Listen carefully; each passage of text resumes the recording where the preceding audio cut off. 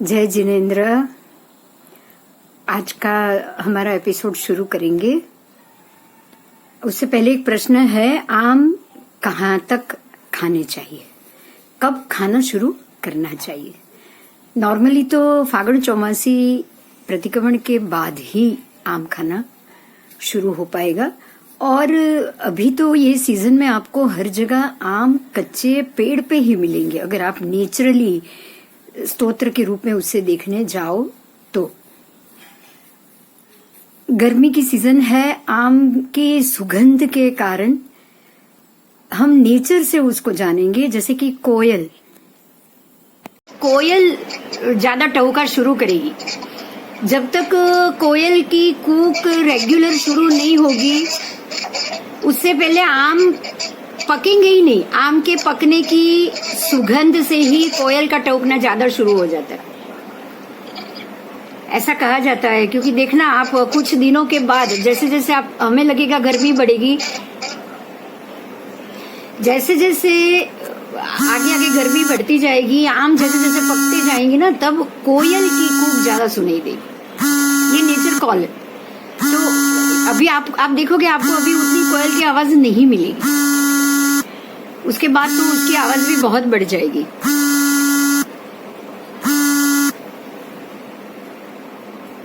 तो आम अभी ये फागुन चौमासी के बाद आप शुरू करो और आद्रा नक्षत्र से पहले खत्म करो, बंद करो, ये जरूरी। चलो अभी शुरू करें आप। हाँ, कर रहे हैं, अभी मैं शुरू कर रही हूँ, धीरे धीरे लोग आ रहे हैं। धर्मास्तिकाय, आज जो टॉपिक शुरू होगा वो होगा धर्मास्तिकाय। तो धर्मास्तिकाय एक ऐसा द्रव्य है षड द्रव्य में से जो इस 14 राजलोक में बिल्कुल भरा हुआ है, और उसी के रिलेटेड देखो, दिख रहा है आपको? प्रेजेंटेशन दिख रहा है? दिख रहा है? हाँ, बस ठीक है। धर्मास्तिकाय, अभी मैं उसका पूरा विवेचन करूंगी। हमें शब्द टू शब्द जाना है। धर्मास्तिकाय अरूपी है, अर्थात ये दिखाई नहीं देता, लेकिन ये 14 राजलोक में सर्वत्र व्याप्त होता है, जो कि गति और स्थिति का कारण। देखिए, गति करना वो धर्मास्तिका है और स्थिति का कारण है अधर्मास्तिका। अब ये दोनों के कारण तो जीव और पुद्गल खुद ही है। हमारे अंदर वो ताकत और वो शक्ति है कि जीव गति भी कर सकता है, स्थिति भी कर सकता है, लेकिन फिर भी कोई ना कोई निमित्त कारण तो अपेक्षित होता ही है। बिना निमित्त कारण जीव भी कोई कर्म नहीं करेगा। तो धर्मास्तिकाय गति करने में सहायक स्वभाव वाला होने से गतिशील और गति पूर्वक स्थितिशील, ऐसे ही जीव और पुद्गल पदार्थों में वह निमित्त बनता है। इसका मतलब ये हुआ कि जीव और पुद्गल पदार्थों में गति करने के कारण में निमित्त रूप अगर कोई द्रव्य है तो वो है धर्मास्तिकाय। मत्स्यादि को गति करने में, तैरने में जैसे जल सहाय रूप बनता है, बिल्कुल इसी तरह 14 राजलोक में स्वभाव से ही गति करते जीवों को, पुद्गलों को यह धर्मास्तिकाय सहायक बनता है। फिर से इस उदाहरण को समझेंगे। जैसे जल में तैरने की शक्ति मत्स्य की खुद की है। अगर मत्स्य जीवित है तो तैर पाएगा, अगर मत्स्य जीवित नहीं है, मरा हुआ है, तो उसमें तैरने की शक्ति नहीं रहेगी। तो तैरने का कारण तो मत्स्य खुद है, लेकिन वो तैरने की क्रिया में सहायक कौन बनता है? तो पानी, क्योंकि वो हवा में नहीं तैर सकता, वो जमीन पे नहीं तैर सकता। तो जो जल है वो उसको तैरने में मदद रूप, निमित्त रूप बनता है। दूसरा उदाहरण लेंगे। आंख में देखने की शक्ति खुद है, हमारी आंखें है ना, उसमें देखने की शक्ति है। अगर किसी की आंखों में देखने की शक्ति नहीं रहेगी ना, तो कितना भी प्रकाश हो वो देख नहीं पाएगा। इसी तरह आंख में देखने की शक्ति रही हुई है, फिर भी प्रकाश रूप सहकारी किरण ही है प्रकाश का, जो उसके लिए सहकार बनता है, और उसके बिना आंखें देख नहीं सकती। ये दूसरा उदाहरण। अब तीसरा उदाहरण भी हम लेंगे। पंख के द्वारा स्वयं उड़ने की शक्ति तो पक्षियों में विद्यमान है ही, तो भी उन्हें जिस तरह हवा की अपेक्षा की जरूरत रहती है, ठीक उसी तरह जीव और पुद्गलों में स्वयं गति करने का स्वभाव तो है ही, फिर भी धर्मास्तिकाय द्रव्यों के सहचार बिना वह गति नहीं कर सकते। ठीक है, 1 मिनट के लिए मैं आपको खोल रही हूँ। बोलिए, बात समझ में आई कुछ? समझ में आया। हाँ, कुछ क्वेश्चन हो तो अभी बता दीजिएगा, इतने में ही, क्योंकि धर्मास्तिका एक ऐसा सहायक द्रव्य है जो निमित्त बनता है जीव और पुद्गल को गति कराने के लिए। बराबर, शक्ति उनकी खुद की है, पुद्गल में भी शक्ति है और जीव में भी खुद में शक्ति है कि वो गति भी कर सकता है, स्थिति भी कर सकता है, लेकिन फिर भी धर्मास्तिका सहायक बनता है। आगे चलेंगे। जीवों के गमनागमन रूप गति कार्य में सहायक धर्मास्तिका है।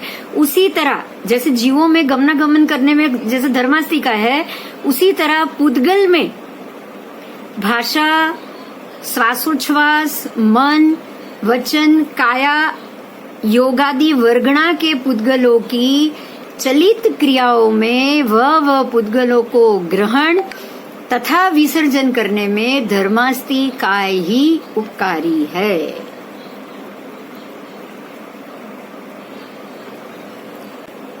ठीक है, जीवों में गमन आगमन करने में जैसे सहायक धर्मास्तिका है। धर्मास्तिका का धर्म है कि वो जीवों को गमनागमन रूप में सहायक बने। बराबर इसी तरह पुद्गल में भी भाषा, उच्छ्वास, मन, वचन, काया के योग के वर्गणा के पुद्गलों को, मतलब अगर हमें भाषा के पुद्गलों को, भाषा वर्गणा के पुद्गल अगर लेने होंगे, श्वासोच्छ्वास वर्गणा के पुद्गल अगर हमें ये 14 राजलोक में से लेने होंगे, मन, वचन, काय के योग की वर्गणा के पुद्गलों को अगर हमें ये चलित क्रियाओं में उपयोग में लेना होगा, तो उसके लेने में तथा उसके छोड़ने में भी धर्मास्तिका ही उपकारी है।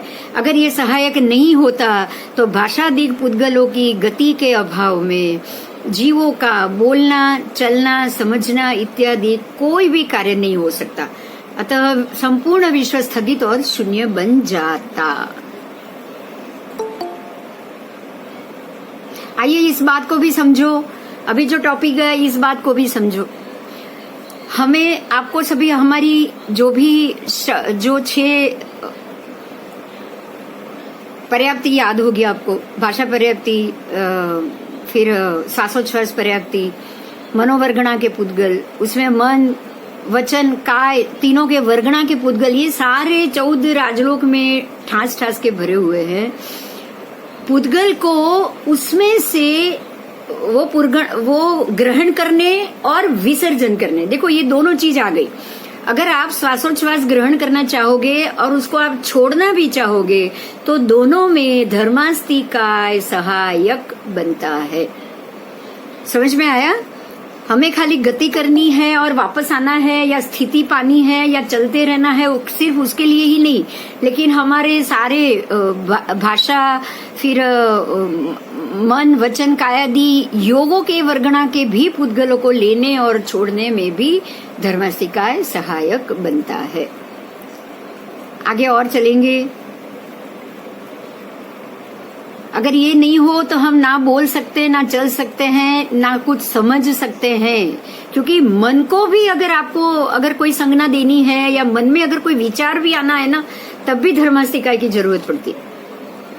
एक बात का खास ध्यान रखा जाए कि ये धर्मास्तिका द्रव्य कोई प्रेरक नहीं है, मतलब ये आपको प्रेरणा नहीं करता, ये आपको मदद करता है। अर्थात अगतिमान ऐसे स्थिर रहे हुए जीवों तथा पुद्गलों को जबरदस्ती से गति कराने में सहायक नहीं बनता। अगर कोई व्यक्ति की मृत्यु हो गई, उसकी डेड बॉडी को धर्मास्तिका कोई जबरदस्ती नहीं करता है कि चलो उठो और बोलो। अगर आप बोल सकते हो तो ही उसका प्रयोग करोगे, मतलब ये सिर्फ प्रयोगात्मक उपयोग में है। परंतु जब जीवों और पुद्गलों को स्वयं गति करने की इच्छा हो तब यह द्रव्य मात्र सहायक बनता है। ठीक है, ये मात्र सहायक है। जो वह प्रेरक धक्का मारने वाला अगर वो बन गया ना तो जीव और पुद्गलों की हर हमेश गति शुरू ही रहती, लेकिन वास्तव में ऐसा नहीं होता।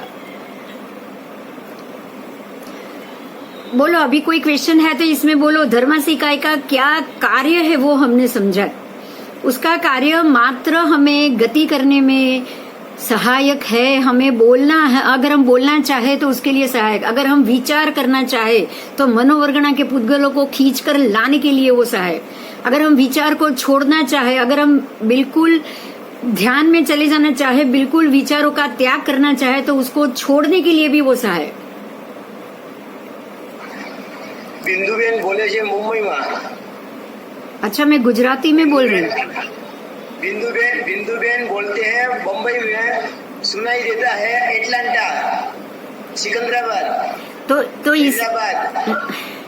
तो इसमें सभी धर्मास्ती का सहायक बना है इसमें, ऐसा कहने का मतलब ये था। हाँ, तो मेरे साहब जी, मेरे बोलने में भी धर्मास्ती का सहायक, आपके सुनने में भी धर्मास्ती का सहायक। बराबर। तो ये धर्मास्तिकाय का मात्र सहायक करने का कार्य है। वो जबरदस्ती आपसे कुछ नहीं कराएगा। अगर आप सेमी कॉन्शियस हो गए हो, कोमा में चले गए हो, तो वो कोमा में चला हुआ इंसान चाहे जीवित है, लेकिन उसको धर्मास्तिकाय, तू उठ, तू सोच, तू बोल, तू कार्य कर, इसके लिए कोई जबरदस्ती नहीं करेगा। मेरे हिसाब से धर्मास्तिकाय बहुत क्लियर है। समझ में आ गया ना सबको? तो मैं आगे चलूं। अब आगे हम दूसरे टॉपिक पे जा रहे हैं, इसलिए ठीक है। जी जी, ओके। अभी जो टॉपिक आएगा वो बिल्कुल समझने जैसा है। जो आपने वर्गणा शब्द सुना, मनोवर्गणा, फिर भाषा वर्गणा, अब उस वर्गणा के पुद्गल, उसके अणु परमाणु की बात आ रही है। ठीक है, हम ये पुद्गल तो ले लेते, जैसे मैं बोल रही हूँ, मैंने भाषा पुद्गल हवा से खींच लिया, लेकिन वो पुद्गल बने कैसे, वो शब्द बने कैसे, शब्द बन के बाहर आया कैसे, इसको अभी हम समझेंगे। इस धर्मास्तिकाय के 3 प्रकार है। ये तीनों प्रकार धर्मास्तिकाय के है, समझना। धर्मास्तिकाय द्रव्य 3 प्रकार में बटा हुआ है। पहला है स्कंद, दूसरा है देश और तीसरा है प्रदेश। ऐसे तो ये 3 कहा है, लेकिन ये स्कंद, देश, प्रदेश और परमाणु, वो 4 के नाम से जाना जाता है। परमाणु को भी माना है, उसको मैं आपको बाद में समझा रही हूँ। बिंदुबेन परमाणु नहीं आवे आमा। हाँ, मैंने आगे बोलवा दो शायद। धर्मास्तिकाय 3 प्रकार में बटा हुआ है। स्कंद लेंगे तो कोई एक वस्तु का संपूर्ण भाग स्कंद शब्द से पहचाना जाता है। जैसे कि बूंदी का संपूर्ण लड्डू। आपके हाथ में एक बूंदी का लड्डू है, आप ऐसे समझ लो कि आपके पास बूंदी का एक सबसे पूरा बिल्कुल भी टूटा हुआ, खंडित नहीं, ऐसा पूरा लड्डू है। तो ये पूरा का पूरा जो लड्डू है वो स्कंद हुआ। ठीक है, वो पूरा लड्डू स्कंद हुआ, बूंदी का लड्डू। हाँ, और कोई लड्डू ध्यान में मत लेना, बूंदी का लड्डू। अब आप आओ तो स्कंद के समग्र भाग में से सहज न्यूनाधिक टुकड़े को देश कहा जाता है।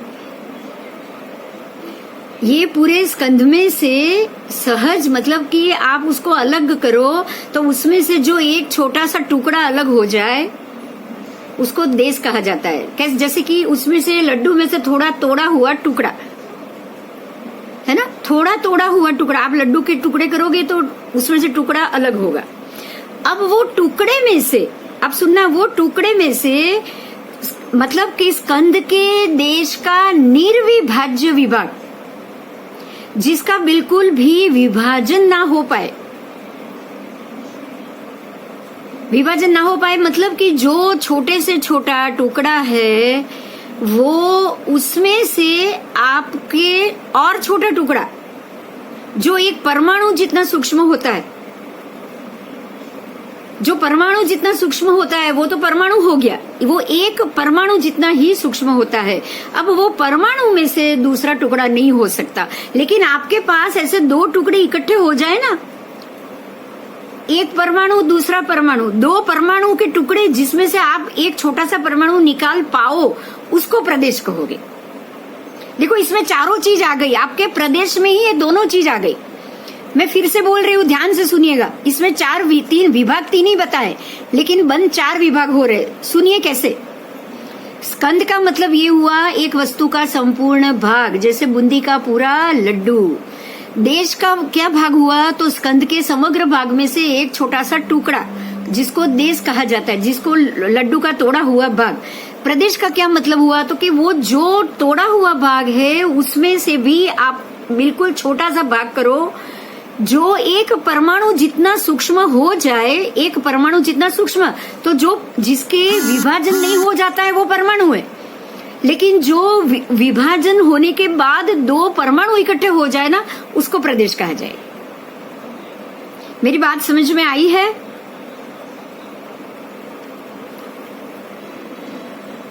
फिर से मैं पूरा पढ़ रही हूँ, प्रदेश को ध्यान से सुनो।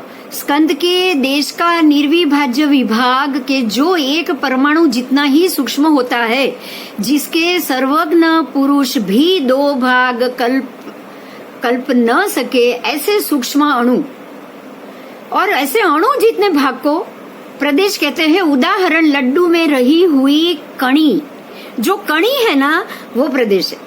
लेकिन वो उसमें से भी एक अगर परमाणु जितना भाग अगर छूटा हो गया, अलग हो गया, जिसके बिल्कुल भी टुकड़े नहीं किए जा सकते, उसको कहेंगे परमाणु। ठीक है, फिर से समझाती हूँ मैं अभी आपके सामने आके। एक पूरा जो लड्डू का टुकड़ा है वो है स्कंद। स्कंद में से आप एक छोटा सा लड्डू का टुकड़ा अलग कर रहे हो, वो हुआ देश। जैसे आपको अब आपको इसको पूरे विश्व को समझो, पूरे विश्व को भी समझो साथ साथ में। पूरा जो 6 खंड जो आप देख रहे हो वो हुआ स्कंद, एक पूरा भरत क्षेत्र एक स्कंद के रूप में हुआ।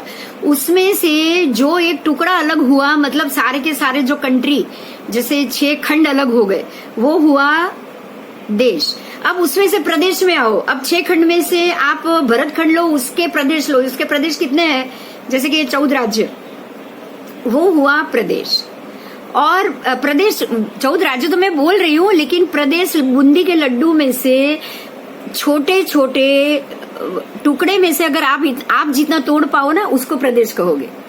और वो प्रदेश में भी परमाणु छुपा हुआ है, जिसको सर्वज्ञ, जिसकी छोटे से छोटे टुकड़े में से भी अलग विभाग न कर पाए, उसे कहेंगे परमाणु। ठीक है, तो प्रदेश और परमाणु दोनों को एक में लिया है, और बाकी स्कंद, देश और प्रदेश ऐसे 3 विभाजन धर्मास्तिकाय के हुए। ठीक है, अभी हम आगे चलेंगे।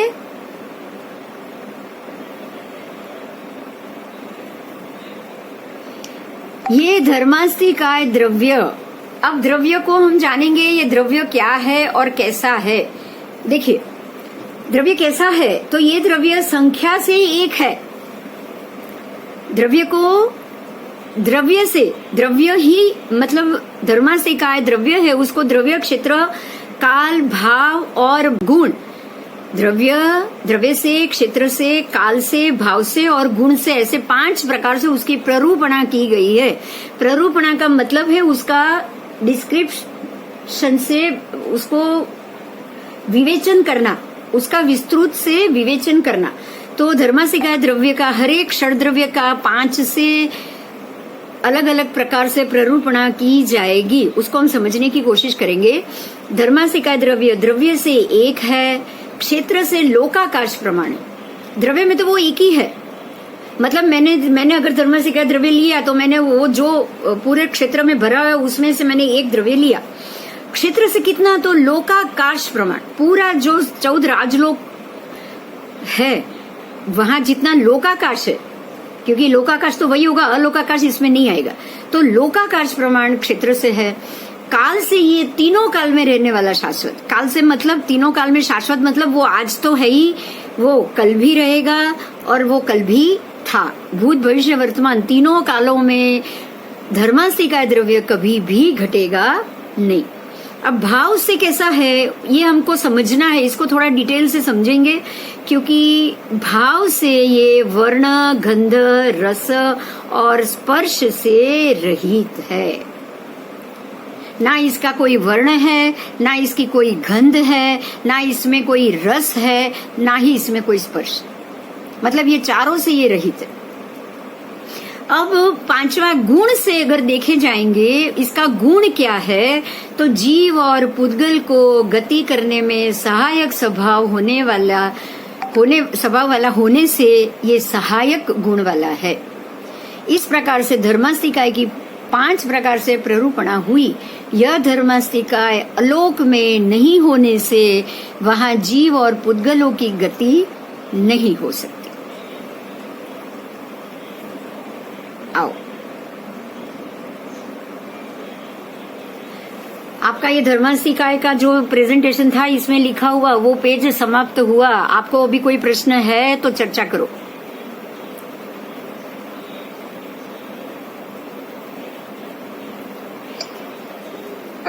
मैं सुनीता बोल रही हूँ। हाँ बोलिए। जैसे कि धर्मास्तिकाय एक अखंड द्रव्य है, उसका कोई भी मतलब विभाजन नहीं हो सकता, कुछ भी, बिल्कुल पूरा का पूरा एक अखंड द्रव्य है। तो इसके स्कंद, देश और प्रदेश की चर्चा जैसे की गई है वो किस संदर्भ में की गई है? क्योंकि वो एक अखंड द्रव्य है। आपका जो अखंड शब्द है ना वो शाश्वत के लिए आप मानो, क्योंकि ये कभी खत्म नहीं होगा। नहीं, अखंड है, शाश्वत है, वो तो काल से शाश्वत है, लेकिन द्रव्य से वो अखंड है।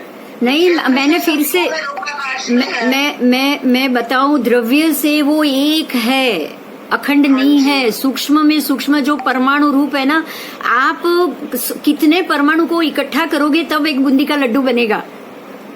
नहीं, बट ये उसमें प्रदेश और प्रदेश है, उसमें भी प्रदेश है, बट परमाणु का तो इसमें कोई मतलब परमाणु का उदाहरण हम नहीं ले सकते ना। पर स्कंद, देश, प्रदेश, सुनिए, स्कंद, देश, प्रदेश, ये 3 को आप मान रहे हो? हाँ जी, बिल्कुल। तो प्रदेश में ही उसका विभाजन ना हो गया तो वो परमाणु हो गया। बट ये है तो अखंड द्रव्य ना, इसका कोई अरे एक मिनट, अगर स्कंद, देश, प्रदेश हुए ना तो अखंड कहाँ से हुआ? बट द्रव्य से तो ये अखंड ही कहा गया। नहीं, द्रव्य से ये एक कहा है, मैं फिर से बोलूं, द्रव्य से उसको एक कहा है, अखंड नहीं कहा है। बट इसका मतलब कोई टुकड़ा तो होता नहीं, अलग से होता नहीं है, मतलब तो टुकड़ा नहीं हुआ। आपके कहीं ना कहीं समझने में ये बात है, लेकिन अगर जिसके स्कंद, देश, प्रदेश 4-3 विभाजन हो ना, परमाणु तक के विभाजन हो ना, वो एक कहाँ से हुआ? अखंड तो होगा ही नहीं वो।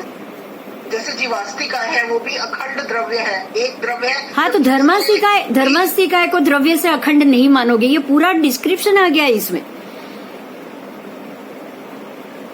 द्रव्य, क्षेत्र, काल और तो 3। आज आप ये सोचो, जिसके स्कंद, देश, प्रदेश, आप बूंदी के लड्डू को अखंड कैसे मान सकते हो? बूंदी के लड्डू का तो उदाहरण दिया है। बूंदी के लड्डू में एक कणी बूंदी भी अखंड नहीं है। एक कणी बूंदी में भी असंख्य परमाणु इकट्ठे हैं, तभी तो वो एक कण बना। पता नहीं मुझे। नहीं, आप इसको अखंड नहीं मानोगे, क्योंकि अगर अखंड हुआ तो उसका स्कंद, देश, प्रदेश तो विभाजन ही नहीं होगा। हाँ बोलो। ये धर्मास्तिकाय अखंड द्रव्य है, कहीं पर भी खंड नहीं पड़ता है, कभी भी खंड नहीं पड़ता है, अखंड द्रव्य है। और देश प्रदेश जो है वो उसके साथ में जुड़ा हुआ ही है। जो प्रदेश अलग पड़ जाता तो परमाणु का भेद पड़ सकता था।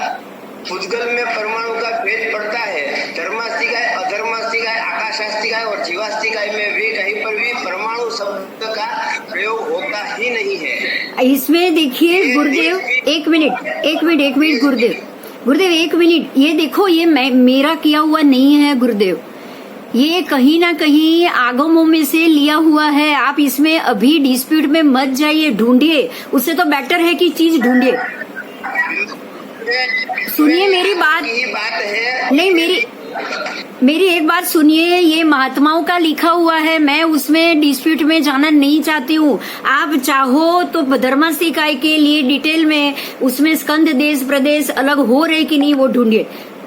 आप सब्जेक्ट को साइड पे रखिए, मेरे को डिस्प्यूट में नहीं जाना है बिल्कुल भी। ये लिखा हुआ ऐसे आएगा ही नहीं गुरुदेव। आप भी महात्मा हो, लिखने वाले भी महात्मा है, मेरा लिखा हुआ नहीं है ये। बिंदुबेन महात्मा की बात नहीं है, ये लिखा हुआ जो है वो एक द्रव्य क्यों लिखा है? तो द्रव्य से एक होगा, वो द्रव्य से एक होगा, द्रव्य से एक लिखा हुआ है, क्षेत्र से लोकाक्रास प्रमाण लिखा हुआ है। हाँ लिखा कि नहीं? क्षेत्र से लोकाकाश प्रमाण, तो लोकाकाश प्रमाण मतलब खंड है कि खंड है? अगर अखंड होता ना एक मिनट गुरुदेव एक मिनट, अगर वो लोकाकाश प्रमाण होकर अखंड होता ना तो हम सारे अलग अलग जीव उसको थोड़ा थोड़ा खींच कर ले कैसे सकते थे? गुरुदेव प्लीज मुझे इसका पूरा थॉरली जवाब चाहिए। आप ढूंढो, मैं भी ढूंढूंगी, नीता जी आप भी ढूंढिए, आप जिन्होंने क्वेश्चन किया वो भी ढूंढिए। मैं डिस्प्यूट में नहीं जाना चाहती, मुझे आगे पढ़ाना है। ओके, आप इसमें से जो दिया है उसको चैलेंज के लिए अगर जवाब आप देना चाहो कि ये धर्मास्तिकाय द्रव्य से एक नहीं है, तो जो शास्त्र में लिखा है वो सामने लाइए, हम लोग उस पर डिस्कस करेंगे, ठीक है? धर्मास्तिकाय यह द्रव्य 14 राजलोक में सर्वत्र व्याप्त है। यह द्रव्य से अखंड है, क्षेत्र से संपूर्ण लोकाकाश में है, काल से अनादि अनंत है, भाव से वर्ण गंध रस स्पर्श से रहित अरूपी अचेतन जड़ है, गुण से गति में सहायक है, स्वयं गति करते हुए जीव एवं पुद्गलों को धर्मास्तिकाय की सहायता आवश्यक है। ये जो बातें बाकी आपने बताई वो सारी इससे टैली हो रही हैं, लेकिन इसको अन्यथा न लें, आप भी अन्यथा न लें। मेरा निवेदन अभी से भी हाँ, अभी हमको एक ही इतना ही ढूंढना है कि वो जैसे देश प्रदेश और अणु जो चीज निकाली है ना, बस उसको हम ढूंढेंगे बस, ठीक है? स्कंद देश प्रदेश जो धर्मास्तिकाय के 3 विभाग बताए गए हैं, उसको आप चाहोगे तो हम जयसुंदर महाराज साहब से भी पूछ लेंगे और बाकी दूसरे भुवन मनु समुदाय के दूसरे महात्माओं से भी पूछ लेंगे। लेकिन इस चीज को आप अभी एक तरफ रखो, उसमें आप डिस्कशन में डिस्प्यूट में मत जाओ, मैं भी यही कहूंगी बस, मेरी तरफ से इतनी रिक्वेस्ट। डिस्प्यूट की आपसे डिस्प्यूट कर रहे हैं तो फिर गुरु से डिस्प्यूट आएगा, लेकिन गुरुदेव भी साथ बैठे हैं, वो भी कह रहे हैं, इसलिए मैंने आपको ये क्लैरिफिकेशन दिया, अदरवाइज मैं बोलता भी नहीं कि मैंने આગમમાં જે રીતે અખંડ એક જ દ્રવ્ય છે, ધર્માસ્તિકાય પણ એક, આકાશ પણ એક, તણે એક અખંડ દ્રવ્ય છે, એના ભાંગા નથી પડ્યા, સ્કંદ દેશ પ્રદેશ એના ભાંગા પડેલા નથી કે ભેદ પડ્યા છે એવું નથી। આમાં તો 3 ભેદ કયા ધર્માસ્તિકાયના? હા, હવે સાંભળો કઈ રીતે આપણું આખું શરીર છે અને એક હાથ છે અને એક આંગળી છે અને નખ છે, તો શું કહેવાનું? અલગ ભેદ પડ્યા? આપણું શરીર એક અખંડ છે કે નહીં? અને એનો એક હાથ શું થયો અને એક એની આંગળીનો નખ શું થયો? હા, એ જ પ્રદેશ અને એ જ બન્યું ને, એટલે કે છૂટા પડી ગયા એમ કહેવાય? ના છૂટા તો ન જ કહેવાય ને, તો પછી શું કરવા ભેદ કરવાના? તો આ છે બરોબર છે।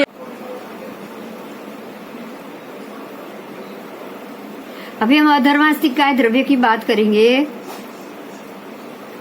अधर्मास्तिकाय द्रव्य जैसे ही धर्मास्तिकाय की तरह ही ये भी 14 राजलोक में सर्वत्र व्याप्त होता है।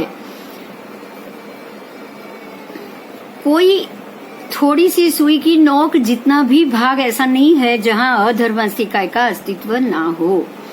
धर्मास्तिकाय और अधर्मास्तिकाय दोनों द्रव्य अन्योन्य साहचर्य स्वभाव वाले ही होते हैं।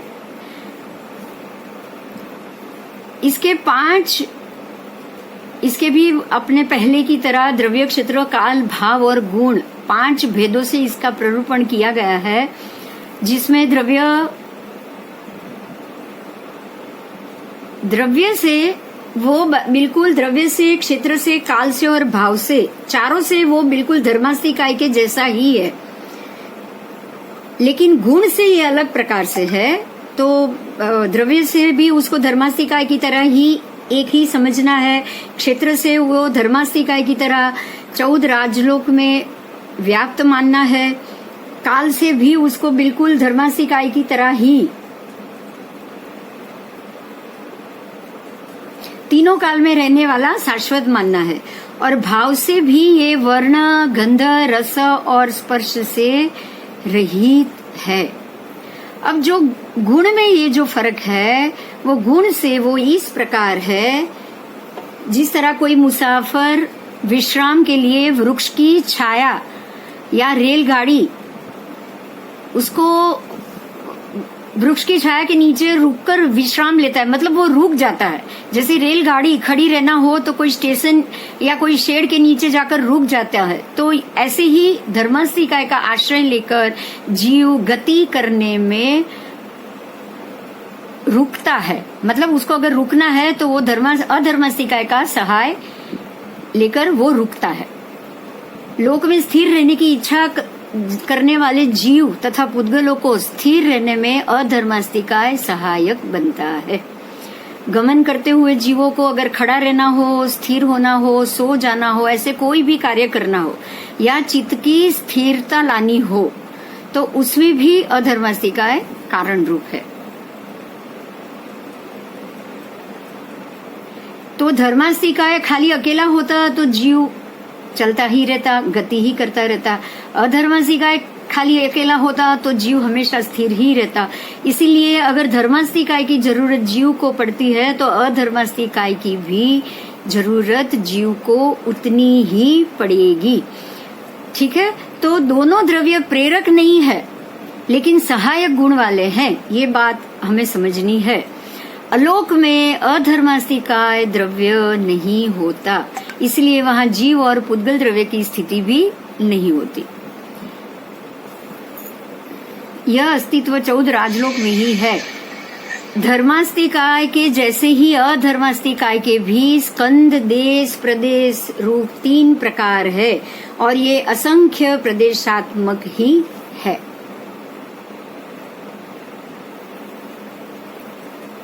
चलो, अधर्मास्ति काय हो गया, बिल्कुल धर्मास्ति काय के जैसा ही है, द्रव्य से, फिर क्षेत्र से, काल से और भाव से। वो धर्मास्ति काय के बराबर ही अधर्मास्ति काय है, लेकिन गुणधर्म दोनों के अलग है। गुणधर्म टोटल विपरीत है। धर्मास्ति काय गति में सहायक है, अधर्मास्ति काय स्थिरता में सहायक है, लेकिन दोनों के स्कंद, देश, प्रदेश की तरह विभाजन जरूर बताए गए हैं। अब अगर आपको ये लगे कि ये विभाजन हमने नहीं सुने हैं, तो कहाँ है ये विभाजन, कहाँ से है, वो लाना आप सबकी जिम्मेदारी है। और महात्मा जी को पूछना, आप महात्मा जी से इसके लिए डिटेल में चर्चा करना अगर आपने ये नहीं सुना हो तो। ठीक है, लेकिन इसको ये 3 से मानना ही पड़ेगा। हाँ, बोलिए बोलिए। मैं नीता मेहता। हाँ जी।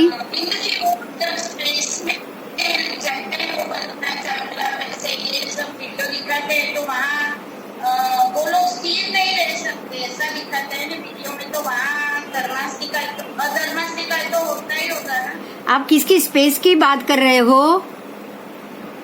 हाँ, आप स्पेस की बात कर रहे हो, स्पेस है कहाँ? आपके 14 राजलोक में ही तो है। हाँ, तो वो मैं ऐसा ही बोलने के लिए जा रही हूँ कि वहाँ हमने सब वीडियो में देखा होता है ना कि वहाँ वो लोग स्थिर नहीं रह सकते, तो ऐसा क्यों होता होगा? वो तो आप मशीन भेज रहे हैं, वो रॉकेट भेज रहे हैं, रॉकेट थोड़ी स्थिर रहेगा, वो तो घूमता ही रहेगा। हाँ, रॉकेट ऐसे स्टेबल नहीं रह सकता, वो पायलट होता है फ्लाइट में, इसीलिए वो रोक के उसको स्टेबल खड़ी करके रखता है।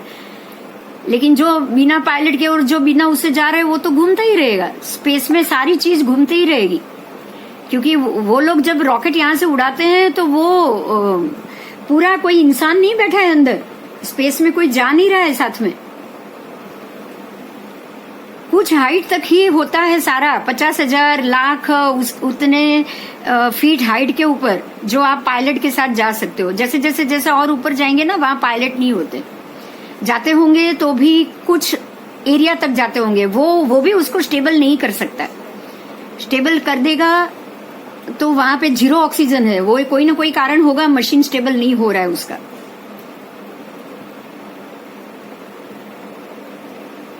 ठीक है, हम आगे चले।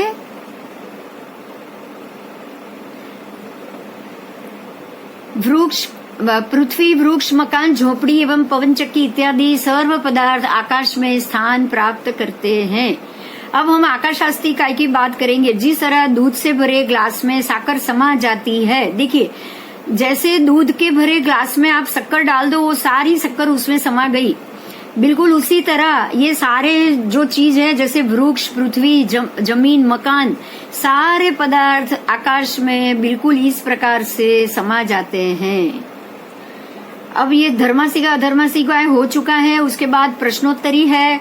प्रश्नोत्तरी को तो आपको मैंने बताया ही है, आप आगे फिर देख लीजिएगा इसको, प्रश्नोत्तरी और सब क्या है। और इस प्रकार से आपका ये दूसरा लेसन खत्म हुआ। आज दूसरा लेसन खत्म हुआ। अभी दिख रहा है आकाशास्ती का है, अभी दिखेगा, देखिए जरा, आया? हाँ बस बस ठीक है। लोकाकाश, आकाशास्ती का, इसको लोकाकाश, इसको दूसरे संदर्भ में हम लोकाकाश के रूप में भी जानेंगे, क्योंकि संपूर्ण राजलोक में आकाशास्तिकाय व्याप्त है। और आकाशास्तिकाय के जो गुण है, उस गुण के हिसाब से वो सबको अपने अंदर समा के बैठा हुआ है। आकाशास्तिकाय द्रव्य, लोक और अलोक, ऐसे 2 भेद से उसको जानना है, क्योंकि जो लोक में जो आकाशास्तिका है वह लोकाकाश है, अलोक में जो आकाशास्तिका है वह अलोकाकाश। आकाश द्रव्य लोकालोक में सर्वत्र व्याप्त होने से एक अखंड द्रव्य ही है, ये भी एक अखंड द्रव्य है। फिर भी लोक में रहे धर्मास्तिकादि द्रव्यों के साथ रहा हुआ आकाशास्तिकाय को लोकाकाश और उसके सिवाय के आकाशास्तिकाय को अलोकाकाश कहा गया है। शायद ये हम पहले कर चुके हैं, आपको समझ में आ गया है ये, ठीक है। अब हम लोकाकाश की उसका स्वरूप देखेंगे। लोक में रहा आकाश द्रव्य असंख्य प्रदेश प्रमाण है। ये लोक में जितना भी आकाश द्रव्य है वो असंख्य प्रदेश प्रमाण माना है। वह स्व प्रमाण धर्मास्तिकाय और अधर्मास्तिकाय, ये 2 द्रव्यों से सदा काल युक्त होता है। जैसे राजा 2 प्रधान को धारण करके जगत का रक्षण करता हो, राजा अपने 2 प्रधान को साथ में लेके जगत का रक्षण करता है, बिल्कुल उसी तरह आकाशास्तिकाय धर्मास्तिकाय और अधर्मास्तिकाय को साथ में लेके 14 राजलोक में व्याप्त है। वो जगत को उपकारक बन रहा है। आकाश बिना अर्थात खाली जगह के बिना जीव और पुद्गल रह नहीं सकते, इसलिए ये भी जरूरी द्रव्य है। इस लोकाकाश के स्कंद देश प्रदेशों का स्वरूप भी धर्मास्तिकाय के जैसे ही समझना। इसके भी स्कंद देश प्रदेश की तरह ही 3 स्वरूप समझना है। यह आकाशास्तिकाय द्रव्य द्रव्य से एक ही है और सर्वत्र व्याप्त है। ये भी बिल्कुल उसी तरह द्रव्य से एक है और सर्वत्र व्याप्त, परंतु धर्मास्तिकायादि अपेक्षा से यह 2 विभागों में विभक्त है, लोकाकाश अलोकाकाश। क्षेत्र से ये लोकालोक प्रमाण होने से अनंत है, परंतु लोकाकाश की अपेक्षा से असंख्य प्रदेशात्मक ही है। काल से अनादि अनंत, मतलब कि ये शाश्वत है, और भाव से वर्ण गंध रस स्पर्श से रहित है। गुण से ये अवगा आकाश देने की स्वभाव वाला है। देखिए, ये इसको आपको समझना ऐसे है कि द्रव्य से वे फिर से वही एक है और सर्वत्र व्याप्त है। बिल्कुल धर्मास्तिकाय और अधर्मास्तिकाय और आकाशास्तिकाय तीनों द्रव्य से एक ही प्रमाण हुए। इसमें 2 अलग है, लोकाकाश अलोकाकाश, बस इतना ही भेद अलग हुआ, ठीक है। अब क्षेत्र से ये लोकालोक प्रमाण होने से अनंत है, तो लोकाकाश लोकालोक प्रमाण, लेकिन अलोकाकाश वापस उसके बाहर आ गया, बस ये समझना। काल से ये अनादि अनंत मतलब शाश्वत है, जो पहले भी था, भूत में भी था, भविष्य में भी था और वर्तमान में भी रहेगा। और भाव से ये वर्ण गंध रस स्पर्श से रहित है। जैसे आगे के दो हुए, ठीक वैसे ही ये द्रव्य भी बिल्कुल वर्ण गंध रस स्पर्श से रहित है। गुण से ये अवकाश देने का स्वभाव वाला है, क्योंकि उसने यही तो कारण है कि उसने सिर्फ जीव और पुद्गल को स्थान नहीं दिया है। ध्यान देना, ये जीव और पुद्गल के अलावा धर्मास्तिकाय तथा अधर्मास्तिकाय को भी स्थान दे रहा है। अब जो 2-4 उदाहरण दिए हैं उसको समझेंगे कि शक्कर को अवकाश देने वाला दूध, बस ये एक एग्जाम्पल है। अग्नि को अवकाश देने वाला तपा हुआ लोखंड का गोला। लोखंड के गोला अगर तपा हुआ है तो उसमें अग्नि है, वो दिखाई नहीं दे रहा है लेकिन अग्नि है। वैसे ही धर्मास्तिकाय, अधर्मास्तिकाय, जीवास्तिकाय और पुद्गलास्तिकाय, ये चारों द्रव्य को, अभी हमने जीवास्तिकाय पुद्गलास्तिकाय अब करना है, लेकिन ये आकाश द्रव्य ऐसा है जो बाकी के धर्मास्तिकाय, अधर्मास्तिकाय, जीवास्तिकाय, पुद्गलास्तिकाय चारों को वो जगह देने में कारणभूत है। अभी और उसकी व्याख्या है, मैं बोल रही हूँ, ध्यान से सुनिएगा। एक आकाश प्रदेश जितने स्थान में परमाणु आदि एक द्रव्य रहते हो, तो उतने ही स्थान में सैकड़ों, हजारों, लाखों, संख्या, असंख्य, अनंत प्रदेशी स्कंदों का समूह भी रह सकता है। ठीक है, अगर एक आकाश प्रदेश के स्थान में परमाणु आदि एक द्रव्य भी अगर रह सके तो उतने ही स्थान में अनंत प्रदेशी स्कंदों का समूह भी रह सकता है। इसलिए अवकाश में अवगा देने की सिद्धि स्वतः साबित हो जाती। और भी बात है, मैं बोल रही हूँ, थोड़ा सा ध्यान से समझिएगा।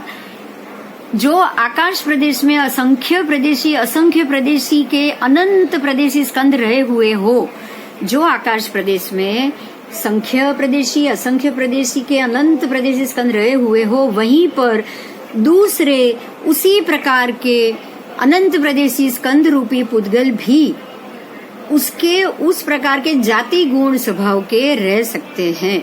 अर्थात पुद्गलों का इस प्रकार विचित्र स्वभाव ही मुख्य कारण है। जिस तरह एक कमरे के स्थान में एक दीपक अपने प्रकाश को उस कमरे में व्याप्त करता है, अब उसी कमरे में दूसरे प्रदीप्त सैकड़ों दीपक, सर्व दीपकों का अथवा गोलों का प्रकाश पूर्व के प्रकाश में अंतर्गत हो जाता है। अर्थात एक ही जगह स्थान में सर्व प्रकाश को स्थान मिल सकता है। उसको हम एक ही उदाहरण से समझेंगे, जैसे कि अग्नि की बात कर रही है, दियों की बात कर रही है। आपके मेरे ये कमरे में एक लाइट से जो प्रकाश फैला है, ऐसे ही एक बड़ी लाइट हो और उसके अंदर मैं अगर 100 दूसरी भी लाइट साथ में जोड़ दूं तो भी प्रकाश के अंदर समा जाएगा। जितना भी ज्यादा प्रकाश होगा वो प्रकाश के अंदर समा जाता है। बराबर इसी तरह अवकाश के अंदर एक ही पुद्गलों के जैसे अनंत स्कंद प्रदेश परमाणु हो ना, तो भी वो ही उतनी ही जगह में वो सारे के सारे समा जाएंगे। बस यही समझाया और कुछ नहीं। ठीक है, वो दिए का एग्जाम्पल दिया हुआ है। बस एक प्याला दूध से भरा हुआ हो और उसमें ऊपर शक्कर डालोगे तो दूध में शक्कर घुलने के बाद भी कोई भी वध घट नहीं होती, कोई भी ज्यादा बाहर निकलना या बढ़ना घटना नहीं होता। यदि बढ़ जाए तो अवकाश दिया ऐसा नहीं कहा जा सकता है, किंतु ऐसा तो होता ही नहीं है। जब लोहे के गोले को लुहार भट्टी में तपाता है, अग्नि उसमें समाविष्ट रहती है, फिर भी गोला अग्निकाय के प्रवेश से भारी वजन वाला नहीं होता। अगर लोहा सादा है और लोहा अग्नि से भरा हुआ है तो भी दोनों में वजन में कोई फर्क नहीं होता। यही बात समझाई है कि अवकाश में अगर आप कितने भी ज्यादा उसी अनंत प्रदेशी स्कंद वाला पुद्गल ज्यादा से ज्यादा भी अगर एक पुद्गल के अंदर समा जाए ना, तब भी उसका वजन नहीं बढ़ता या वो ओवरफ्लो नहीं होता। जैसे दूध में 1 चम्मच शक्कर डालो, 2 चम्मच शक्कर डालो, 3 चम्मच शक्कर डालो, 10 चम्मच शक्कर डालो तो भी मिठाई से बढ़ जाएगी, लेकिन दूध ओवरफ्लो नहीं होगा, वो सारी शक्कर उसमें समा जाएगी। बिल्कुल इसी तरह आकाशास्तिकाय में सारे पुद्गल इस प्रकार से समा जाते हैं।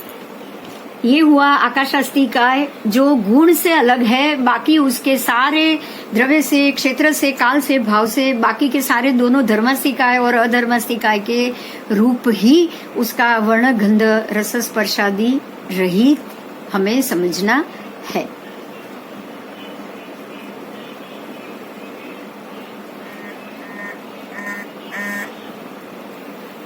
अलोकाकाश की अपेक्षा से लोकाकाश की कल्पना, देखो ये टॉपिक फिर से आया है, हमने पहले भी किया था, आपको अभी मैं फिर से बता रही हूँ, क्योंकि अभी लोकाकाश अलोकाकाश 2 टॉपिक आए आपके सामने, 2 टॉपिक आए, लोकाकाश भी आया है, अलोकाकाश भी आया है।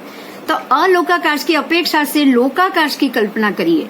आप देखिए ये 14 राजलोक अंदर है, बिल्कुल 14 राजलोक में जो सफेद वाला एरिया है वो लोकाकाश, और बाहर का जो भी है अलोक है, उसमें जितना भी ये बाकी का एरिया है वो पूरा अलोकाकाश।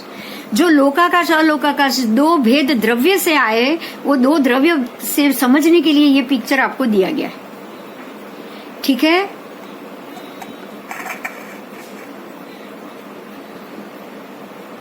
बोलो, अभी कोई प्रश्न है? लोकाकाश अलोकाकाश और द्रव्य से उसको समझने में बाकी के धर्म से अधर्म की तरह अगर कोई प्रश्न है तो पूछो। बिंदु जी, ये जो जैसे ही आकाशिकाय शुरू किया है ना, तो उसमें ये पहले ही पैराग्राफ में ये है ना कि फिर भी लोक में रहे हुए धर्मास्तिकाई द्रव्यों के साथ रहा हुआ आकाशिकाय को लोकाकाश और उसके सिवाय ये वाला आप जरा समझाइए। ठीक है, एक मिनट। हाँ, देखिए यही आपको फिर से समझो। ये पूरा जो ब्लू कलर का बाहर का पार्ट है ना, देखो मैं ये कर्सर घुमा रही हूँ, ये जो पूरा बाहर का एरिया जो अलोकाकाश है, ये अलोकाकाश को वहाँ कोई भी षड्द्रव्य नहीं होता, वहाँ बाकी के कोई ना जीव आ सकता है ना जा सकता है, क्योंकि वहाँ धर्मास्तिकाय नहीं, अधर्मास्तिकाय नहीं। धर्मास्तिकाय नहीं है तो गति नहीं, अधर्मास्तिकाय नहीं है तो स्थिरता नहीं, फिर पुद्गलास्तिकाय भी नहीं, जीवास्तिकाय भी नहीं, कोई नहीं। यहाँ काल भी नहीं है, यहाँ तक कि यहाँ काल भी नहीं, यहाँ सूर्य चंद्र भी घूमते नहीं है, दिन रात होते नहीं, कुछ नहीं होता, इसलिए ये अलोकाकाश कहा गया। लेकिन उसको अलोकाकाश भी कहा है, मैंने आपको ये बात मेरे हिसाब से समझाई थी, मैं आज फिर से आपको बताती हूँ कि ये अपने अंदर 14 राजलोक को धारण करके बैठा है। आकाश के ये गुण है, आपने वो गुण देख लिया आकाशास्तिकाय का, कि आकाशास्तिकाय के अंदर ये गुण होता है कि वो सबको अवकाश दे। तो ऐसे अलोकाकाश ने 14 राजलोक को अवकाश दिया है, इसलिए उसको अलोकाकाश माना जाएगा। और 14 राजलोक ने बाकी के षड द्रव्य को अवकाश दिया है, इसलिए उसको लोकाकाश माना जाएगा। ठीक है जी जी, बराबर। कोई प्रश्न है तो पूछ लो कोई। ये आकाशिकाय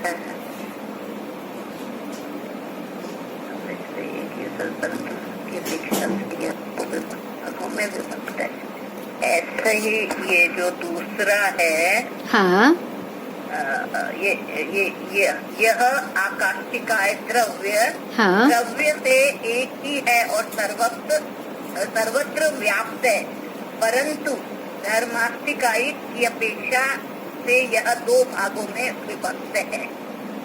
हाँ, वाला भी आप जरा सा हाँ, वो तो आप मैंने बताया ना, वो द्रव्य से वो पूरे राजलोक में व्याप्त है, लेकिन वो 2 प्रकार आ गए ना, वो लोक में व्याप्त है वो लोकाकाश, और अलोक में व्याप्त है वो अलोकाकाश। ठीक है।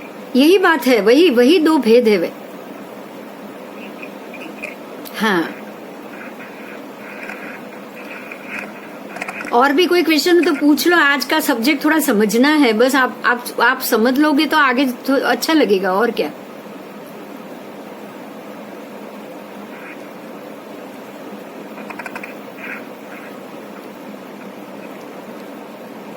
नहीं, ठीक है, फिर अभी और वापस पढ़ेंगे और देखेंगे तो हाँ जरूर जरूर, कोई बात नहीं, जब भी प्रश्न लगे आपको कि पूछने जैसा है तो पूछ लीजिएगा। हाँ जी, ठीक है, तो आज जो हुआ है वो आकाशास्तिकाय, फिर धर्मास्तिकाय और अधर्मास्तिकाय, हम लोगों ने 3 सीखा है। फिर से मैं ऊपर से आपको थोड़ा सा वो बता दूं कि द्रव्य से, क्षेत्र से, काल से और भाव से, द्रव्य से सब एक ही है, अखंड है और पूरे 14 राजलोक में व्याप्त है, इसीलिए उसको अखंड का है। ऐसा नहीं है कि 14 राजलोक में ऊर्ध्वलोक में है और अधोलोक में नहीं है। देखो अब आप करो, उसका डिस्क्रिप्शन समझ में आएगा। ऐसा नहीं है कि वो ऊर्ध्वलोक में है अधोलोक में नहीं, ऐसा नहीं, मतलब अखंड है, मतलब पूरे के पूरे 14 राजलोक के कोने कोने में वो व्याप्त है।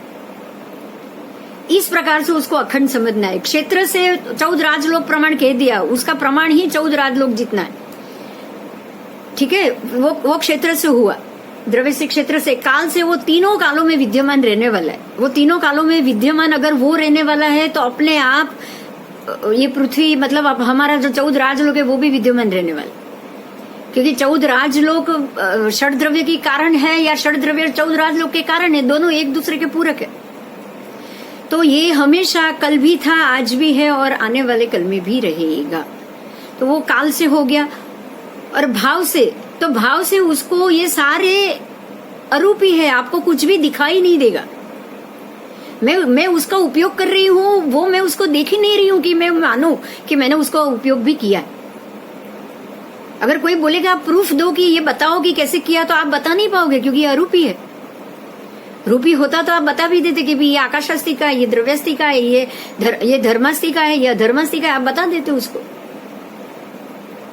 लेकिन ये अरूपी नहीं है, वर्ण नहीं, अरूपी नहीं है तो अरूपी है, रूपी नहीं है तो वर्ण, गंध, रस, स्पर्श, जो 20 भेद कहे ना, 20 में से एक भी भेद नहीं आएगा, क्योंकि ये रूपी नहीं है।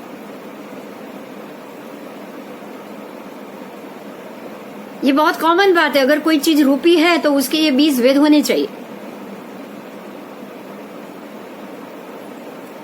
बराबर। समझना इजी हो जाएगा आपको। और भाव तो, भाव मैंने आपको बता दिया। गुण तो सबके अलग है ही।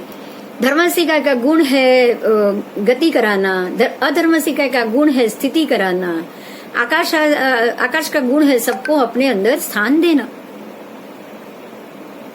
अपने अंदर सबको समा के रखना। अलोक आकाश का भी गुण है, वो भी 14 राजलोक को अपने अंदर समा के बैठा है। गुण तो उसके भी होंगे, अगर भेद है तो गुण होंगे। भेद दिया है, आप ये मत समझना कि अलोक आकाश का भेद नहीं।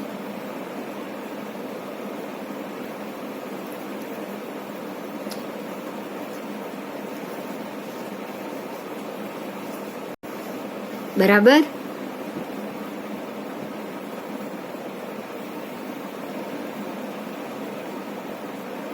जी ठीक है। ठीक है, और कोई प्रश्न है? और कोई प्रश्न है तो बताओ। मुझे एक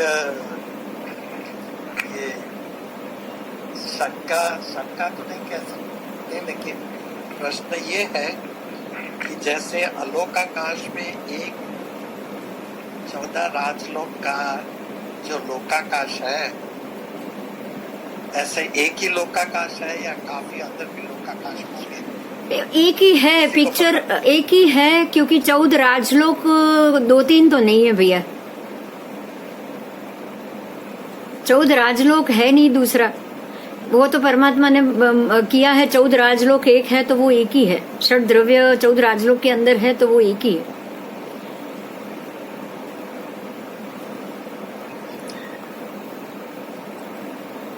और भरत क्षेत्र में 5 भरत क्षेत्र है। हाँ 5 ऐरावत है। हाँ 5 महाविद्य है। हाँ। तो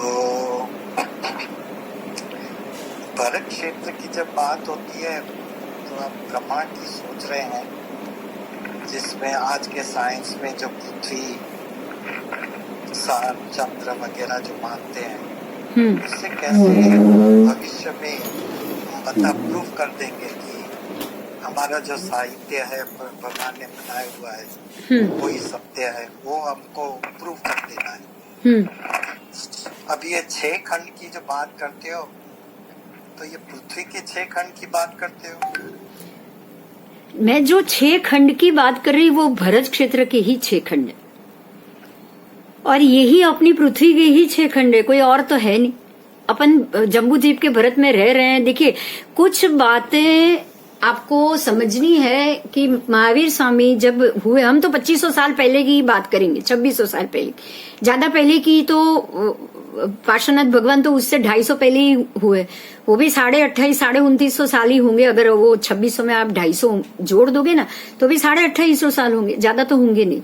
हमारे दो परमात्मा यही पृथ्वी पे, ये 6 खंड के भरत क्षेत्र के भारत देश में ही हुए हैं, और उन्होंने यही बताया है। जैसे कि समित शिखर जी भी तो यहीं पे है, और वहां पे पावापुरी भी यहीं पे ही दोनों परमात्मा के केवल मोक्ष कल्याणक हुए, निर्वाण कल्याणक हुए। दोनों परमात्मा के जन्म कल्याणक भी यहीं पे हुए। और अगर आप ये मानोगे कि ये भरत क्षेत्र, ये 6 खंड नहीं है, तो पहले तो आपको ये मानना पड़ेगा कि ये कल्याणक भूमि वाला ये भरत क्षेत्र है ही नहीं। बहुत सारी चीजें हैं, अगर आप शंका करोगे ना तो एक शंका नहीं होगी, कई शंका खड़ी होगी। अगर आपने ये मान लिया कि ये 6 खंड वाला जो आज की पृथ्वी है वो भरत क्षेत्र नहीं है, तो पहले ये एक्सेप्ट करो कि ये समित शिखर जी, ये पालीताना, ये जो परमात्मा जो कह के गए ना, वो ये है ही नहीं। नहीं, दूसरी भी सोच हो सकती है कि ऐसे भरत क्षेत्र जो है, भारत है, जो पृथ्वी है, हाँ, वो ऐसी अभी साइंस प्रूव कर रही है कि ऐसी काफी पृथ्वियां हैं जहाँ हमारे मानव जातियां रहती है। साइंस प्रूव करती है, साइंस आज प्रूव करेगा। परमात्मा ने तो पहले ही बोला हुआ है कि 190वां भाग भी पृथ्वी है भरत क्षेत्र। भरत क्षेत्र पूरे जम्बू द्वीप का, सुनिए आप पहले, पूरे जम्बू द्वीप का 190वां भाग है। तो जो आगे के जो पृथ्वी है, वहां के जो लोग हैं, वो तो सब है ही वो पृथ्वी। हमारा साइंस तब प्रूव करेगा जब उसको, उसके यान ऊपर तक जाएंगे और उसको दिखाई देगा उस तरफ की पृथ्वी। यान उतनी हाइट पे जाएंगे तो उसको दूर दूसरी पृथ्वी दिखाई देगी और लोग दिखाई देंगे। उसने आज 16 सूर्यमाला तो ढूंढ ली, आज साइंस ने 16 सूर्य तो ढूंढ लिए हैं। हाँ, फिर कल वो 132 भी ढूंढ लेंगे। नहीं, मैं उससे साइंस से कुछ आर्ग्यूमेंट नहीं करना चाहता, मैं अपने नहीं, मैं यही कह रही हूँ कि जैसे धीरे धीरे प्रूफ मिलता है ना, जैसे जैसे थोड़े थोड़े प्रूफ मिलते हैं तो हम उसको मानने लग जाएंगे। जैसे पानी के जीव प्रूफ मिले, ब्लड के जीव, जीवाणु, वो प्रूफ मिले तो उसको मान लिया। तो ऐसे पृथ्वी के भी मिलेंगे तो मानेंगे, लेकिन हमारा एक स्वभाव है, जब हमें मिलेगा तो हम मानेंगे, ये हमारा स्वभाव। तो आप खंड किसको मानते हैं? यही जो कॉन्टिनेंट कहते हैं उसको खंड मान रहे हो? हमारा जो 6 खंड की जो भरत क्षेत्र कहा है, तो वही यही 6 खंड है। मैं तो इसको ही 6 खंड मानती हूँ। मैं यही मानती हूँ कि सारे परमात्मा की कल्याणक भूमि हमारा ये भारत देश ही है। मैं ये नहीं मानती कि ये भारत देश अलग है और वो अलग है, जो जम्बू द्वीप का भरत क्षेत्र है वो अलग है और ये 6 खंड की पृथ्वी अलग है। मैं ऐसा नहीं मानती हूँ। मैं आपको इसके भी कारण दूंगी, मैंने बोला है कि मैं दूंगी। मेरा सवाल ये नहीं है। हाँ, तो बोलिए। मैं मानता हूँ, लेकिन मैं ये कहता हूँ हाँ, कि अपनी पृथ्वी, अपना भरत क्षेत्र, हाँ, वो सब जो है, हाँ, वो सत्य है। 14 राजलोक में है, भरत क्षेत्र है। हाँ, ये मैं मान गया। इसमें कोई भी चर्चा की मैं बात नहीं कर रहा हूँ। मैं हाँ, बात इस बात की कर रहा हूँ कि 6 खंड की जो बात करते हो ना, उसकी मैं सोच रहा हूँ बस। 6 खंड मतलब आप आज की पृथ्वी की बात आप ऐसे कंपेयर कर रहे हो ना 6 खंड में। अब अच्छा देखिए, मैं वही सवाल फिर से दोहराती हूँ जो मैंने पहले बोला, मैं वही वापस दोहराती हूँ। अगर आप भरत क्षेत्र के जम्बू द्वीप वाले भरत को अगर ये 6 खंड नहीं मान रहे हो ना भाई, तो यहाँ पे जितने भी 24 परमात्मा हुए उसको भी आपको नकारना पड़ेगा, क्योंकि ये पृथ्वी पे तो वो हुए ही नहीं होंगे, वो तो जम्मू के भरत में हुए होंगे। मेरी बात समझ में आ रही है क्या? मैं भरत क्षेत्र जी को मान रहा हूँ। मैं ये नहीं कह रही हूँ आप भरत को मान रहे हो, आप भरत को मान रहे हो, बहुत अच्छी बात है, लेकिन ये 6 खंड है, उसी को भरत मान रहे हो क्या, ये बोलो। हाँ, वो तो मान रहा हूँ, उसकी मैं आर्ग्यूमेंट नहीं है। आर्ग्यूमेंट मैं जब वो 14 राजलोक के जो महर्षियों ने सबने जो लिखे हैं, दिखाए हैं पिक्चर्स, आपको मैं कभी प्रेजेंट करूंगा, वो दिखाऊंगा। ठीक है। उसमें दिखाई दे रहे हैं, तो मैंने मार्क किए हैं वो सारे ब्रह्मांड के उधर अपना 14 राजलोक का अदिद्वीप का जो वर्णन है, उसमें 6 खंड के मैं देखा। और उसमें मैं कहा एक खंड सिर्फ ये हमारी पृथ्वी है, ऐसे 6 खंड होंगे कि एक ही खंड में 6 खंड है? सुनिए, आपका ये जो सवाल है ना, एक ही खंड में अगर आप 6 खंड रखोगे ना, जैसे मैंने पहले भी सवाल किया था, आपको पता हो तो, अगर आप ये मध्य खंड में ही 6 खंड रख दो, चलो अब आप पॉइंट ऑफ व्यू से सोचो, अब आप सूर्योदय सूर्यास्त के पॉइंट ऑफ व्यू से सोचो, सिर्फ सोचो, आपने पूरे 6 खंड को मध्य के खंड में रख दिए, यस और नो? हाँ, आपने रख दिए। अब अगर उतने ही वहां पे कितने योजन में, 5 योजन मेरे ख्याल से ऐसे लिखे हुए आता है, सब लोग ऐसा बोल रहे हैं, आप भी उसको 5 योजन में समझते हो?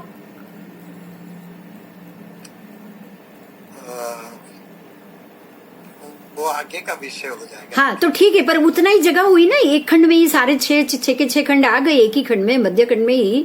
तो मध्य खंड के ये 6 खंड में आज आप 6 खंड की बात सोचो, जापान से लेके अमेरिका पूरा का पूरा वो मध्य खंड में आ गया आपके कहने के हिसाब से? देखो, अदिद्वीप में साउथ में जो है ना, वो अपना भारत क्षेत्र है। हाँ। और नॉर्थ में है वो ऐरावत क्षेत्र है। ये हाँ। बात तो ठीक है ना, बीच हाँ। में हाँ। अपना महाविद्य क्षेत्र। हाँ, हाँ, उसकी मैं बात चर्चा कर रहा हूँ। तो आप साउथ में जब देखो तो भरत क्षेत्र है, वो भरत क्षेत्र में आप लवण समुद्र है, सब है। तो वहाँ जो भरत क्षेत्र में देखा, वहाँ मैं 6 खंड पिक्चर के साथ मैं बताऊंगा अदिद्वीप के अंदर। तो सब डिवीजन किया है 14 राजलोक पे, बीच में जो कमर का भाग है वहाँ अदिद्वीप है। उसी की मैं बात कर रहा था। जाने तो ये बहुत आगे बढ़ जाएगी चर्चा। You carry on with your, ठीक है, आप कहेंगे तो अगले क्लास में लेंगे, बस कोई बात नहीं। नहीं, मैं कुछ बोलना चाहती हूँ। हाँ, बोलिए। ऐसा है कि जो भरत क्षेत्र है ना, उसके बीच में विजयार्थ पर्वत है। हाँ। आपके पास अगर मैप्स है तो आप बहुत अच्छे से क्लियर से उसको समझ पाएंगे। हाँ। भरत क्षेत्र के बिल्कुल बीचों बीच भरत क्षेत्र को 2 हिस्सों में बांटता हुआ विजयार्थ पर्वत है। और एक तरफ से सिंधु नदी और एक तरफ से गंगा नदी। तो उसके 6 भाग हो जाते हैं। जो बीच वाला पोर्शन है, जो उसे आर्य खंड कहते हैं, और बाकी के तो 5 है वो मलेच्छ खंड कहलाते हैं। हाँ। जो बीच वाला पार्ट है आर्य क्षेत्र, उसी में जो हमारी पूरी जो दुनिया दिखाई देती है, एक बिंदु के समान दुनिया है, वो ही जो क्षेत्र है, वो पूरे 6 खंड जो है, ये पूरा का पूरा भरत क्षेत्र है, जो कि विजयार्थ पर्वत से बटा हुआ है, और सिंधु नदी और गंगा नदी से उसके 6 भाग हो गए हैं। विजयार्थ पर्वत से 2 भाग हुए, गंगा नदी और सिंधु नदी से 6 भाग हो गए। जी। तो और बिल्कुल बीच में जो अयोध्या नगरी, जो यहाँ से बिल्कुल पूरा का पूरा जो वर्ल्ड जो हमें ग्लोब में दिखाई देता है, वो पूरा का पूरा बिंदु के समान उस क्षेत्र में है। और सेम नक्शा ऐसा ही ऐरावत में है, ऐसा ही जो बाकी के जो अढ़ाई द्वीप के जो 5 भरत 5 ऐरावत है, ऐसे ही जो बीच की बेल्ट है, वो पूरी की पूरी महाविद्य क्षेत्र से जाती है। अगर आप पूरा उसका बड़ा नक्शा आपके पास हो तो आप उसको बड़े आराम से देख पाएंगे। वो है बीच की बेल्ट जो है वो पूरी की पूरी महाविद्य क्षेत्र की है। जी। इस तरह से 5 महाविद्य, 5 भरत, 5 महाविद्य और 5 ऐरावत होते हैं। आप मैप में देखेंगे तो आपको बहुत क्लियर और बिल्कुल सेम नक्शा एज इट इज। जो 32 विजय है महाविद्य की, उनमें भी सेम नक्शा है, उनके भी 6 खंड होते जाते हैं इसी तरह। आप ये पूरा नक्शा और सारी चीज एकदम ठीक कह रहे हो, मैं उसके लिए मना नहीं कर रही हूँ। मैं सिर्फ आपने जो 6 खंड को बराबर मध्य खंड के अंदर रख लिए ना, आज की पृथ्वी के 6 खंड के लिए, मेरा सिर्फ उसी के ऊपर। नहीं, वो आज मध्य खंड के अंदर नहीं है। हाँ। दक्षिणार्ध मध्य खंड में नहीं है, दक्षिणार्ध भारत के मध्य खंड में ही है ना। मध्य खंड जो है उसके अंदर जो हमारी आज की दुनिया है वो पूरी की पूरी दुनिया मध्य खंड के अंदर है। मैं वही तो कह रही हूँ, 5 खंड है। हाँ। मैं वही तो कह रही हूँ। आपने ये जो कहा है ना, आपने ये जो कहा ना कि पूरी की पूरी दुनिया दक्षिणार्ध भारत के मध्य खंड में आ गई। हाँ जी। आप ये जो कह रहे हो ना, बस आप मैंने पहले भी आपको कहा था, फिर से आज दोहरा रही हूँ। आप सूर्योदय सूर्यास्त से देखिए, सिर्फ जमीन से मत जाइए, आप आकाश से भी देखिए। फिर से मैं कह रही हूँ, आप अगर इतनी छोटे मध्य खंड के अंदर आप अपने 6 खंड रख रहे हो ना, आज के 6 खंड में जब अमेरिका सूर्योदय होता है, जापान में होता है, उसके बाद अमेरिका 12 घंटे बाद पहुंचता है। ये बात मैं फिर से दोहराऊंगी, मैं फिर से इसीलिए दोहराऊंगी कि सूर्योदय सूर्यास्त से आपका ये मध्य खंड में 6 खंड का होना, आज की 6 खंड की पृथ्वी का होना पॉसिबल ही नहीं है। सूर्योदय सूर्यास्त से देखने जाओगे तो मैं फिर से कह रही हूँ, आप एक बार सूर्योदय सूर्यास्त लगाकर देखो, क्योंकि जब सूर्य की प्रदक्षिणा हो रही है, आप ये कहते हैं ना 2 सूर्य हैं, तो ये बात सच है अपने आध्यात्मिक के रीत से, क्योंकि जब यहाँ सूर्य होता है वो दूसरा सूरज है, और जो जापान में होता है वो दूसरा होता है। ऐसे दूसरे भी भरत क्षेत्र है, वहाँ ये सूरज जाके अपनी रोशनी देता है। तो यू राइट, 5 भरत क्षेत्र है और 2 सूरज है, वो मारा पड़ती। यहाँ का देखिए, यहाँ मैं रोकूंगी 1 मिनट। यहाँ का भरत क्षेत्र में जो सूर्य है ना, वो आपको घातकी खंड के भरत में ये सूर्य नहीं जाएगा। घातकी खंड का सूर्य घातकी खंड के भरत में जाएगा। वो पूरा गणित हम समझेंगे। हाँ, जब उसकी बारी आएगी तब हम पूरा गणित समझेंगे। बस ये जो पृथ्वी का कैसा समझना है ना, उसको हम कारण से जाएंगे आगे। मैं ये कहूंगी बस इतना ही। आप तब तक थोड़ा सा धीरज रखिए थोड़ा सा धीरज रखिए। मिच्छामि दुक्कडम मैं अभी कह रही हूँ आपको, एक बात समझिएगा, मेरी तरफ से एक रिक्वेस्ट है, बहुत बड़ी रिक्वेस्ट आपको भी है, महात्मा को भी है, साहब को भी मैं मेरी तरफ से एक रिक्वेस्ट करूंगी। हम लोग जो पढ़कर बैठे हैं, श्रावक सब, वो हम 9 तत्व पढ़कर बैठे हैं, लोक प्रकाश पढ़कर बैठे हैं, हम जो पुस्तक पढ़कर बैठे हैं, ये सारा आगमों में से आ रहा है। आप इसमें ये अलग क्यों है, ये सवाल मत कीजिए। इतनी मेरी रिक्वेस्ट। उसको समझना, हमें अपनी बुद्धि से समझना पड़ेगा। आप क्या होता, 1 मिनट बोल दीजिए, बोल देने दीजिए। होता क्या है पता है, मैं इसमें लिखा है बताऊंगी, आप बोलोगे ये ऐसा नहीं ऐसा है। सारा जो मिसअंडरस्टैंडिंग है ना, वही से ही क्रिएट हो जाता है। मेरी रिक्वेस्ट है आप सबसे कि यहाँ जो लिखा है उसको उसके ढंग से समझने की कोशिश करो। बस देखो, ये गलती नहीं है। अगर धर्मास्थि काय में स्कंद देश प्रदेश लिखा हो और दूसरे में ना हो तो गलती हो सकती, लेकिन द्रव्य से आपको धर्मास्थि काय में भी मिला, आकाशास्थि काय में भी मिला, फिर अधर्मास्थि काय में भी मिला, ये गलती नहीं हो सकती। मेरी रिक्वेस्ट है, प्लीज मिच्छामि दुक्कडम। अगर मेरी आवाज आपको, मेरा टोन अगर अच्छा ना लगे तो मेहरबानी कीजिएगा, मिच्छामि दुक्कडम। लेकिन एक बात मेरी रिक्वेस्ट है कि इसमें जो भी आ रहा है ना, जो भी शब्द आ रहा है ना, ऐसा हो सकता है ये सोचिए, ऐसा है ही नहीं, ऐसा बिल्कुल मत सोचिए, ठीक है? हाँ, सच बात है। बस मेरी रिक्वेस्ट नहीं तो होगा क्या पता है, हम सिर्फ थोड़े से ज्ञान को लेकर बैठे, हम उसी के अंदर ही डूब के रह जाएंगे। बस नहीं, सबकी समझ अलग अलग सी होती है, और यहाँ हम क्लेरिफाई करते हैं। फिर तो अपने समझ से जितना समझोगे इतना आपके लिए। सुशील जी को कुछ क्वेश्चन है, मुझे कुछ क्वेश्चन है, ईर्षा जी को या पारू को, जो अलग अलग होगी। question. So that is okay. बस Yeah. मेरा कहना अर्थ ये है कि अगर इसमें कोई मुद्दा दिया है तो ये होना ही नहीं चाहिए या ये गलत है, ये मत कहिएगा प्लीज, इतनी रिक्वेस्ट। हो ही नहीं सकता। गलत नहीं है, खाली अंडरस्टैंडिंग के Right. पॉइंट। हाँ, बस। बाकी कोई गलत कोई नहीं। हाँ, ये मत कहिएगा, क्योंकि क्या है कि ये नॉर्मल हमारा जो हम लोग जो पुस्तक पढ़कर बैठे ना उसमें से ये नहीं। आप इतना जरूर सोचना, ये आगम की भाषा है, आगम की गाथा है, उसमें से ये लिया हुआ है। ये हमने कभी श्रावकों ने तो जाके कभी पढ़ा ही नहीं, हमने तो पढ़ा ही नहीं, हम उसको कैसे जजमेंट करेंगे कि ये ऐसा हो नहीं सकता। बस नहीं सच बात। ठीक है, तो इतनी मेरी तरफ से रिक्वेस्ट प्लीज। नहीं, आपकी रिक्वेस्ट करने की हमको जरूरत नहीं है। We have to understand on our part. Okay, ये आप जब शिष्य की जगह पे बैठे हो तो हम विद्यार्थी हैं, तो हम विचारों की आप ले कर सकते हैं। मैं एल्सा जी से, फारूक जी से, सुशील जी से, विजय जी से, जिनसे बात करनी है, इस open stage, you can speak whatever you like, but try to resolve misunderstanding, that's all. बस इतना मानना कि यहाँ लिखा है तो कोई कारण होगा, इतना मान लेना बस। ठीक है जी, मिच्छामि दुक्कडम।